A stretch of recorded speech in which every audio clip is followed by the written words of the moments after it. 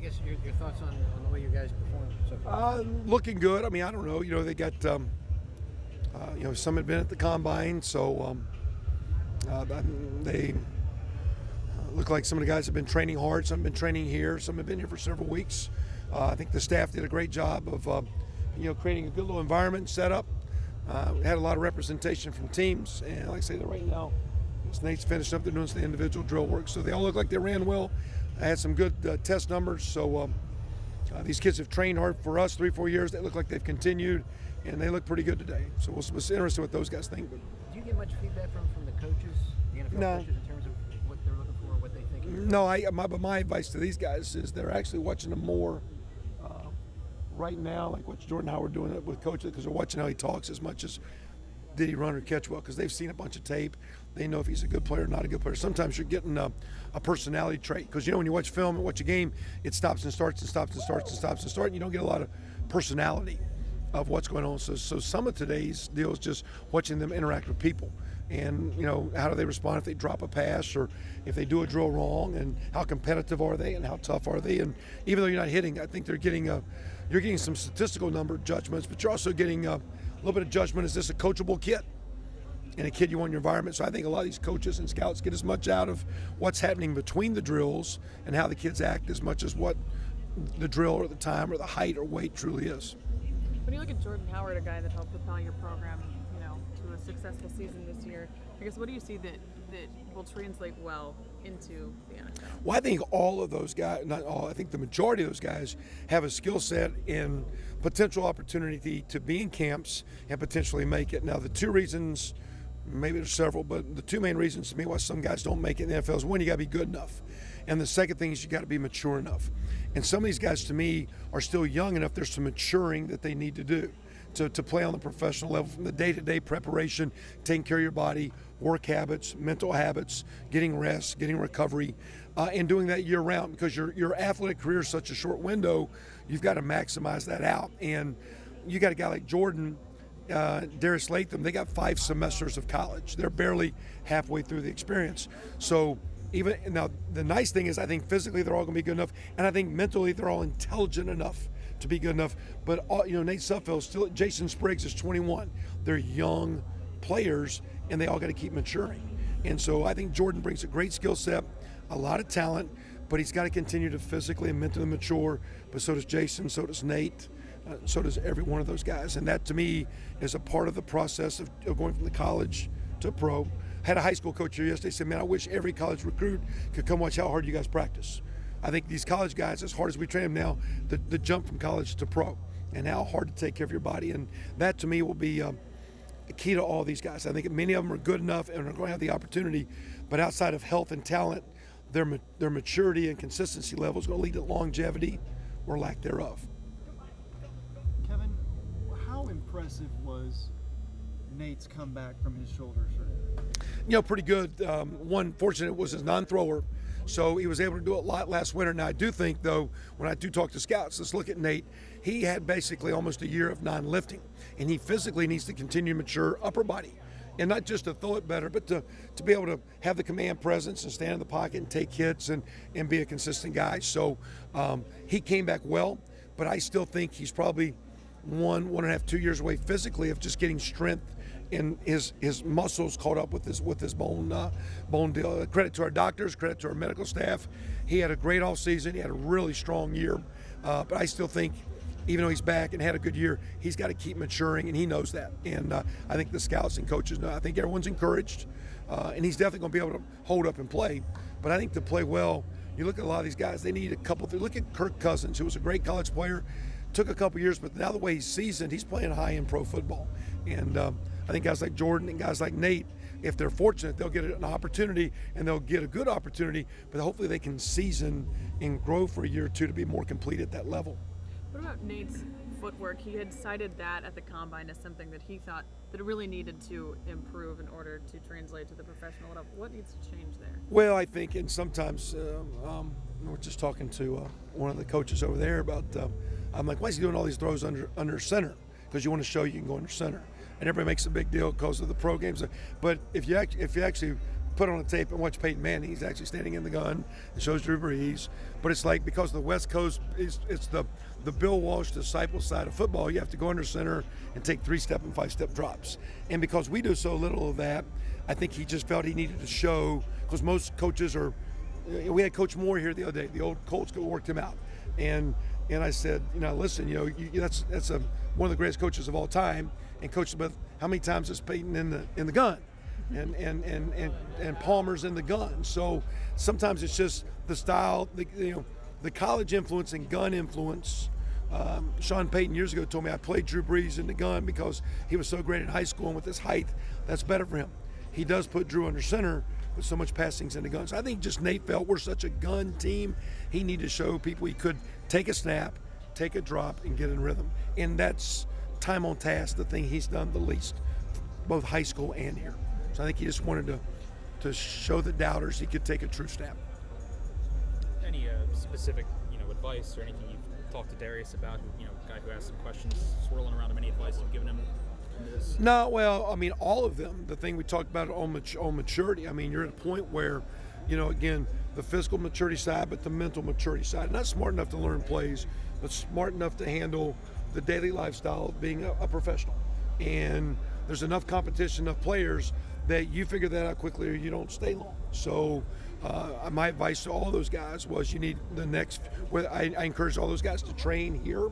Jason Spriggs is actually the one guy that truly stayed here and went to school and tried to still, and he's missed some stuff. It's been hard to do well in school because he's tried to do some things with the combine and the Senior Bowl and training. But we just encouraged all those guys that they needed a short window to not look good for the combine, but to look good when they get the opportunity.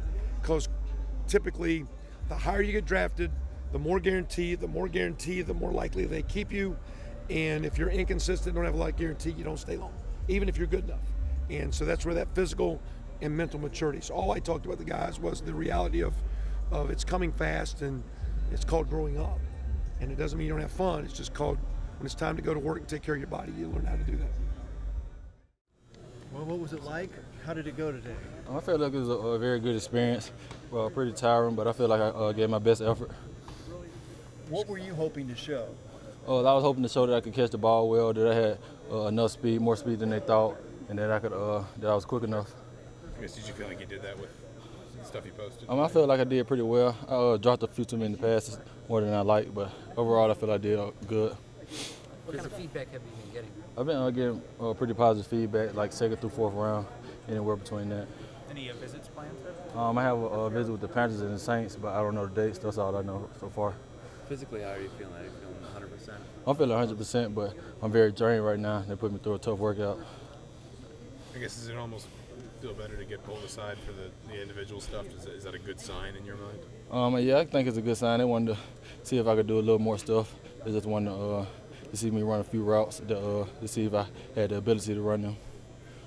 What goes through your mind now with the draft 4 weeks away in terms of your anticipation, your wonderment of what's next, and who wants me and where am I going and all those kind of things? I'm just very excited with the draft. You never know what's going to happen. It's so unpredictable. But I'm just being patient and waiting for a team to just draft me in. It only takes one team to like me, so I'm just going to wait it out and be patient. Did you do your training here or somewhere else? No, I trained down at Bomberito Performance down in North Miami Beach. Jordan, sorry, we've already been asked this. We just popped in. How did you feel like today went for you? I feel like it went pretty well. They worked me pretty well. Tried to see how conditioned I was, and I just wanted to see if I could run a few routes and see how quick my feet were. Given what you've been through and where you've been in your college career, kind of put things in perspective to coming to today and being ready for the draft. I just feel like everything I've been through is part of God's plan, and it made me better through it all. I might not have liked it, but it made me better in the long run, and I feel like everything is paid off, and it was a blessing in disguise.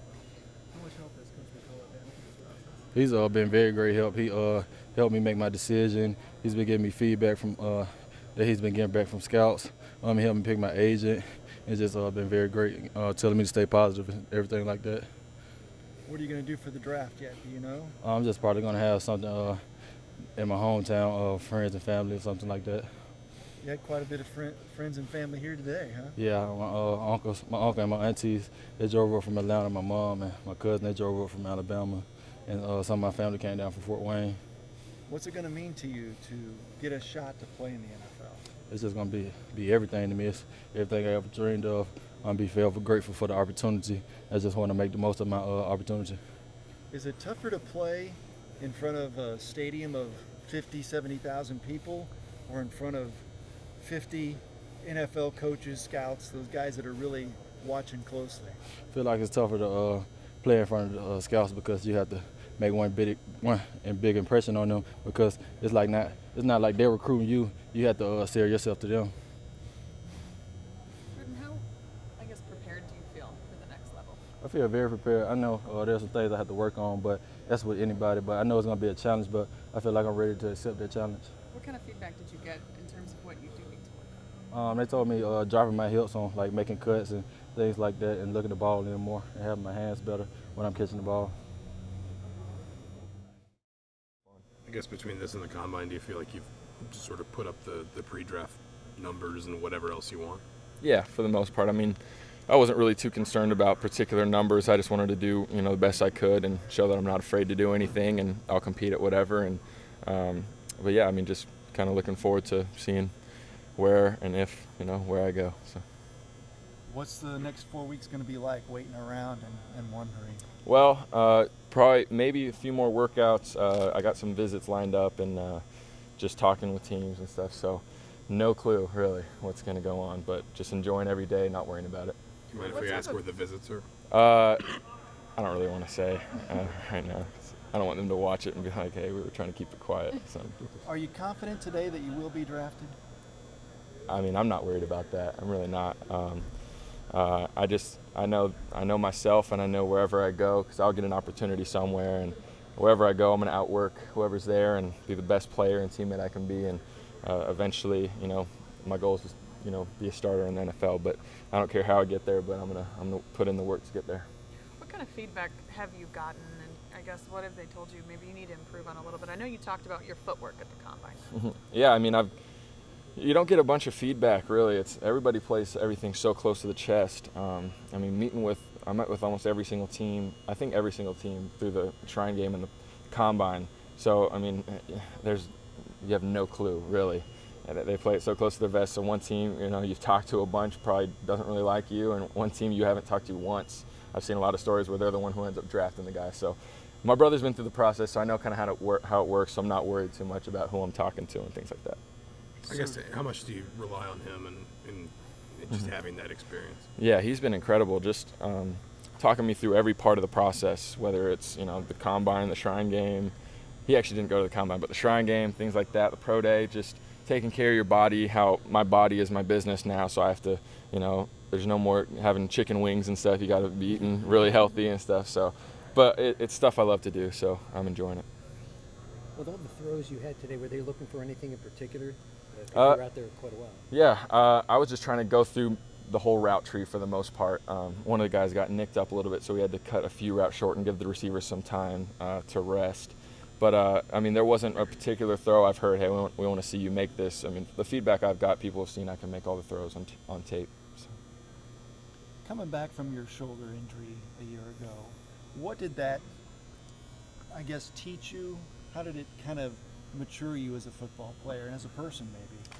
Well, yeah, that was a tough deal, but I really think I grew a lot from it. I think as a leader, I really learned how to lead, in all aspects of my life, not just where I'm comfortable throwing, and on the field, in the weight room and just things like that, realizing that. And then I also just discovered that I do love football. Like when you lose it, you're like, man, I need it, So it was you just kind of get a little complacent when you're, always healthy and think, you deserve to be out there, but it's a precious game and it's a precious opportunity to be out there.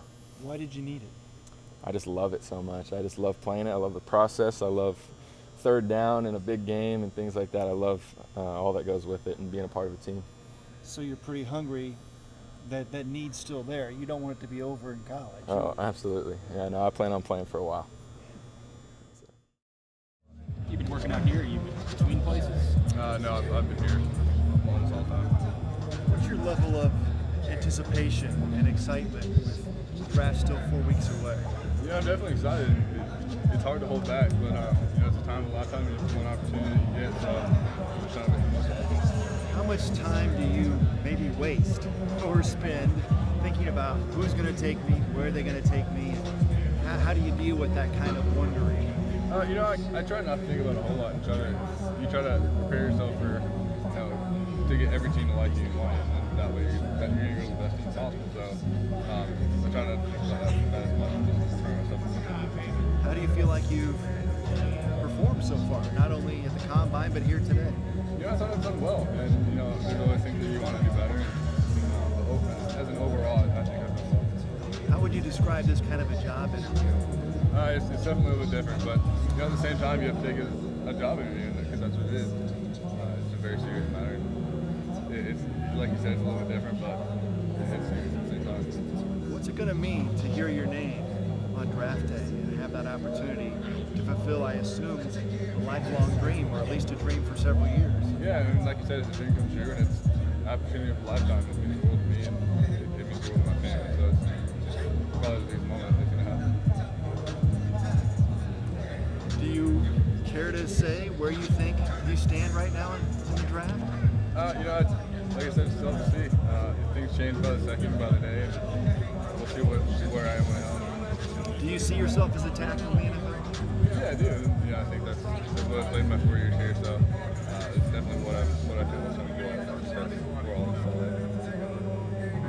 Teams talk to you about right tackle, or is it mainly been about left tackle? I think that's always a look in the future as a possibility, but for the most part, I think I'm going to stay home and left tackle just because it's where I spent my 4 years here, like I said. You mentioned the first round pick. If you would get an invite to go to New York, do you want to do that, or? I don't know. We'll see. When that time Chicago, comes, I should say. Yeah, when that time comes, we'll make the decision. How much do you think your athleticism helps you in this process? I think that's the best aspect of my game, and I think it helps a lot, especially when you look at the combine stuff and things like that. It's kind of where I excel, and not only does it help me in that process, but I think that's what your sales is too. Do you think what you did at the combine opened people's eyes, or maybe raised your aspirations to a new level? I don't think it opened his eyes. I think it proved the kind of athleticism that I've shown on film. I think that's where it came in handy.